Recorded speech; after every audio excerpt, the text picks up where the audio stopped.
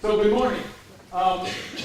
Good to have you here. I know you're all keenly interested. As Jeremy said, I mean, usually university people like to talk, and we like to tell you about the enzyme that controls it so you know how much to put in. The idea of today is we're not going to talk about the enzyme.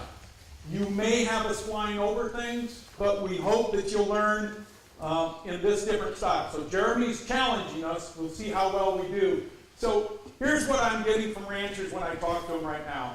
It's pretty thin out there as far as the mistakes you can't make. And there's some people calling me I haven't heard from for 10 years. I said, geez, why are you calling me? To a person, they said, because I can't afford to make a mistake. This is how severe it is. We get that. So the idea today is to gain information, because you're going to see how important that is by interviews on what past people have made to make the best decisions. We may not give you every answer that you need because your ranch is unique. And so you're going to have to take the information we have and have developed over years and use it to make a model for your place. So take that home, take what you can from today, apply it at home, and connect with resources. How many here are people that were ranchers that went through the 1970s drought? Would you raise your hand? Okay, that's a valuable resource. Look at these people. We're going to talk about why that's important, because Leslie Roach is over here and she did a review of people, and if you look, the first thing that people said is experience or knowledge was what they used for adaptation. Number of generations on the ranch made it much easier. Your first time going through a bad drought is scary as hell. So find one of these people that raise their hands, because they can be an excellent educational source. Then the kind of giving information sources. You may not get your answer here today, but you're connecting with the extension service, with other ranchers, and ways to build how you get through this. And Leslie is here if you want to ask more questions about this. But again, there are processes that these ranchers, I think, Leslie, what was it, over 400 ranchers were in this survey that helped her get this kind of how do you work through a drought model. And that, again, we're going to tell you. Look over here for Leslie. There's Leslie. Okay, Leslie, wave your hand again. Okay, go get her if you want. Because that's what we're going to do today. We're going to say, here's the deal, here's the person, get them.